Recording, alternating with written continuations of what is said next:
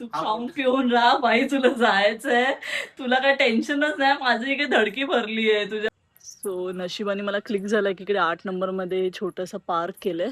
कुकू बस खाली पुढे. तुमचा काय ओपिनियन आहे, मी कसं हिला मॅनेज करू आणि शॉपवरती जाऊ? का मी जाम इमोशनल होते.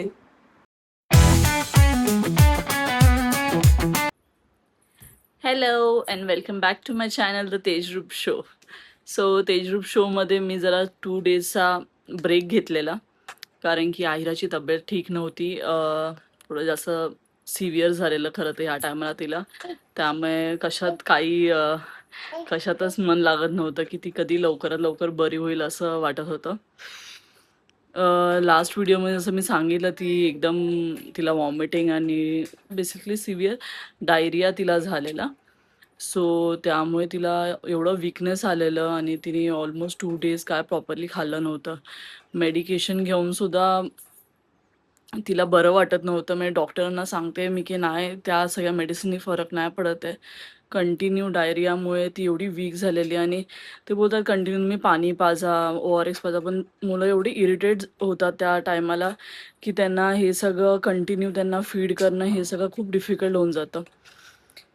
But let it go.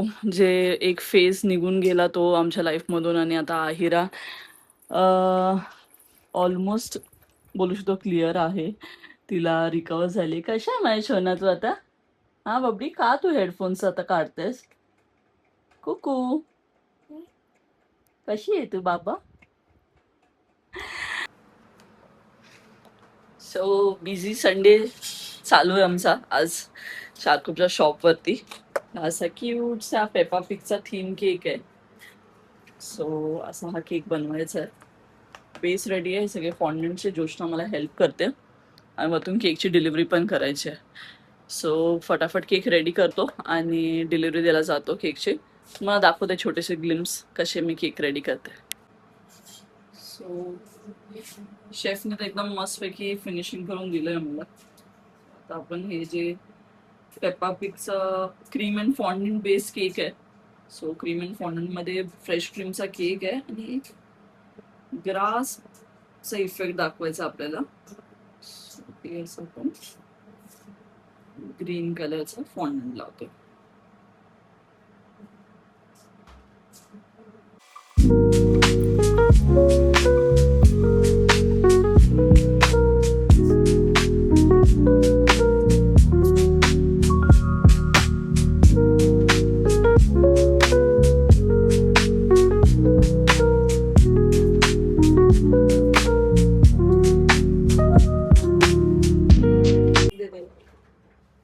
सुंदर Peppa pig theme cake ready झाला आपला, क्रीम अँड फॉन्डंट थीम मध्ये. सो कस्टमरला तर आवडेलच. हा असा एकदम सिंपल असा हॅपी बर्थडे पापा. कस्टमरला एकदम बेसिक पाहिजे. बॅकग्राऊंड डायरेक्ट मम्मीच्या घरी आली आहे मी, चेंज झालं. मम्मीचा फोन आला, आईरा खूप रडते, माझी खूप आठवण काढते. आता ती थोडी तब्येत थोडं रिकव्हरी स्टेजवरती आहे, त्यामुळे तिला सतत हर एक गोष्टीसाठी उठल्यावर मी पाहिजे, मम्मा कुठे मम्मा कुठे.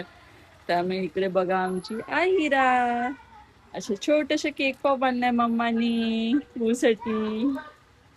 बाहेरच उभी होती माझी वाट बघत कधी येते म्हणून. मी तिला बोली 2 मिनिटात आली मी, मला जायचं आहे केक डिलिव्हरीसाठी. But mom's duty first. तू एक कोण खाणार केक पॉप, कोण खाणार? आईरा बोला ठीक आहे, बाहेर नाही खायचं, बाहेर भोंगा लागतो त्याला, आपण आतमध्ये जाऊन खाऊया. ठीक आहे, तिला थोडं सेटल करते आणि मग जाऊया केक डिलिव्हरीला. कोण आहे तू? डायरेक्ट आम्ही आलोय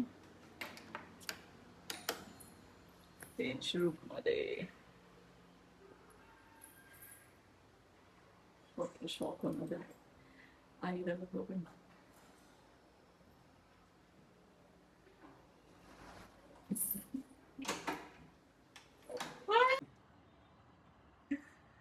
सर्व. आता वेळ आहे का? कुठे चाललायस? कॅलरी लूज करायला की मी विकेंडला चांगलं जेवू शकतो. विकेंड चांगला पण अजून कॅलरी इनटेक करण्यासाठी नाही कॅलरी यूज करून जिमला थोडंफार छान जीवायचं weekend. तू खाऊन पिऊन राहा बाई, तुला जायचंय, तुला काय टेन्शनच नाही. माझी काही धडकी भरली आहे, तुझ्या आता पॅकिंग वॅकिंग सगळं चालू करायचंय. ओके. आईरा मॅडम चालली स्लाइड वर. सो ती एवढी कंटाळलेली, तर तिचं असं झालेलं की मला स्लाइड वरती घेऊन जावा. सो नशिबाने मला क्लिक झालं की इकडे 8 नंबरमध्ये छोटंसं पार्क केलंय. कुकू बस खाली, पुढे पुढे सरकून.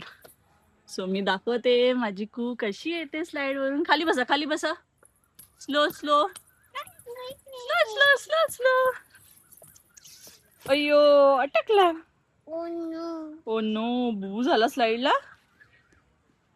Chichi गंदू, no no.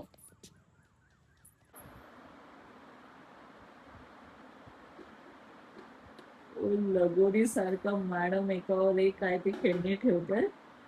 एकदम कॉन्सन्ट्रेशन वाढतंय मॅडमचं.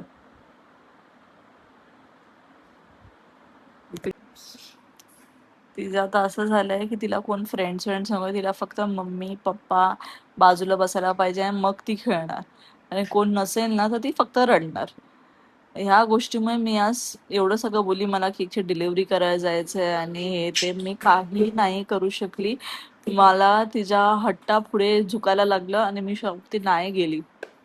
माझे स्टाफ बोलत असेल मॅडम तुम्ही 2-2 दिवस येत नाही आहात. फुल ड्रेन आउट झाली आहे आता ह्या छोट्या मुलीमुळे ना. मला ना बिझनेसवर कसं जायचं आणि कसं करायचा बिझनेस, आता तो प्रश्न पडलाय. का हा फेज जास्त पण ना मला वाट बघायला लागणार. थोडीशी अजून 6 मंथ्स नंतर थोडी मोठी होईल तर ऐकेल माझं की हा बाई मम्मीला कामावर जायला लागणार म्हणून. तुमचं काय ओपिनियन आहे, मी कसं हिला मॅनेज करू आणि शॉपवरती जाऊ? का मी जाम इमोशनल होते, ही रडायला लागते म्हणून. Let's see. मम्मी पण आली आहे. मम्मी पण आली आहे. मम्मी पण बोलते की खूप रडते ही तू गेल्यावर, पण मम्मी मॅनेज करते कसं बसं तरी शॉप बरोबर. बट एकदम एक्स्ट्रीम रडते आणि रडून रडून पण बाळा आजारी पडतात ना, मग तिला पण वाईट वाटतं. मग ती बोलते की जरा काय स्टाफ बरोबर मॅनेज करू शकत असेल तर कर आणि हिला ये घ्यायला असं. आज जरा एक्स्ट्रीम होतं त्यामुळे मला थांबायलाच लागलं. आता हळूहळू रिकवर होते ना ती. थोडंसं अजून डायरियाचा आहे थोडं. त्याने जसा 5 डेजचा कोर्स दिला ना, तर मग तो कम्प्लीट होईपर्यंत प्रॉपर एक रुटीन, इंटरनल रुटीन तिचं परत स्टेबल होईपर्यंत थोडंसं तिला हेल्प करायला लागणार. मम्मा टेक केअर करायला पाहिजे.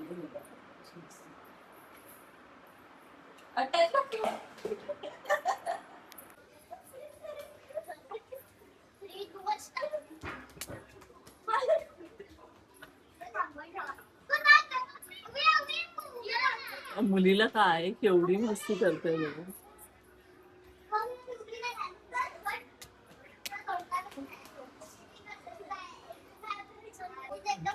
इकडे पप्पा बघतोय आणि ही मुलगी बघा कशी खेळते.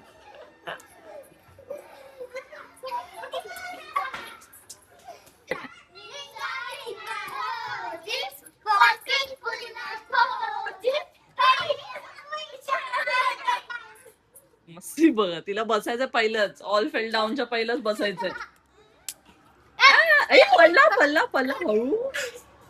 तिला शोधते ही कुठे आहे आणि ही वरच्या रूम मध्ये आली आहे. अरे हळू हळू पाडलं. ती पाण्याच्या स्प्रेनी झाडाला पाणी टाकते. तू काय करतेस तू बाळा? पल्ला घेऊया. तू सकाळच्या वेळी पाणी टाकते नानी, आता रात्रीच्या वेळी नाही टाकायचं. झाड जोजो करतोय. चला झाडला गुड नाईट बोला. Good night. ठेवा. तुला बरं सगळं माहितीये ग, मला माहित नाही नानी कशी पाणी टाकते इकडे. हे माझ्या नानीचे बाग बघा इकडे. एकदा सकाळच्या वेळी दाखवते. खूप उशीर झालाय. मम्मा येऊ चला.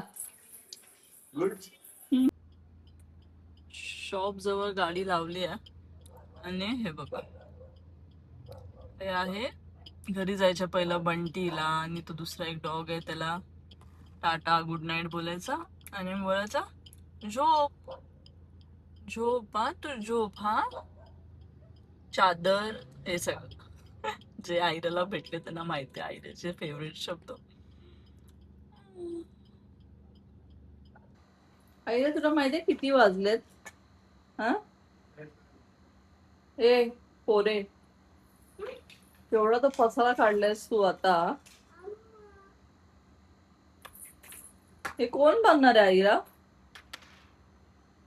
आईरा हे कोण बनणार?